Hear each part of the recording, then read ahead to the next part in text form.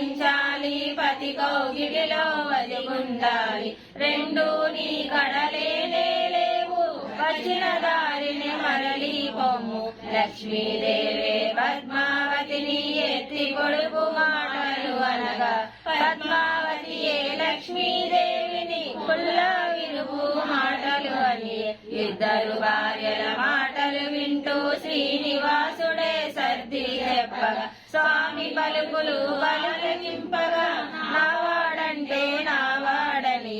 ఇరువురి నడుమ నిలచిన స్వామి సతులకు సర్ది చెప్పలేక శ్రీనివాసుడు సిద్ధిలాసమున వెనుకకు అడుగులు వేయసాగి మొదటి పాదము పెట్టినంతనే అంజనాద్రి అంజలి ఘటించే రెండవ పాదము పెట్టినంతనే వృషభాద్రి ఎంతో ఆనందించే మూడవ పాదము వేసినంతనే నీలాద్రి పదములు కడిగే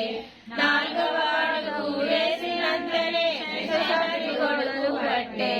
ఐదవ అడుగు వేసినంతనే గరుడాద్రి నింజామనగిచే ఆరవ అడుగు వేసినంతనే నారాయణాద్రి గానము చేసే ఏడవ అడుగు వేసినంతనే వెంకటాద్రి గోవిందానియే సప్త శైలములే ఎక్కిన స్వామి శిలారూపమే దాచెనుగా అదివలు ఇద్దరు వెనుకకు చూడా స్వామి గానారాడాయే సవతులు ఇద్దరు పరుగున వెళ్ళి శిలారూపమే చూసెనుగా చలనము లేని స్వామిని గాంచి పలుకే లేని పతినే చూసి పదములు చెంతని శిరములు వాచి ఓడు ఓడున విలపించెనుగా విషయము తెలిసిన వకుల మాత బిడ్డ కొరకు పరుగున వచ్చే స్వామి శిలను కన్నులగా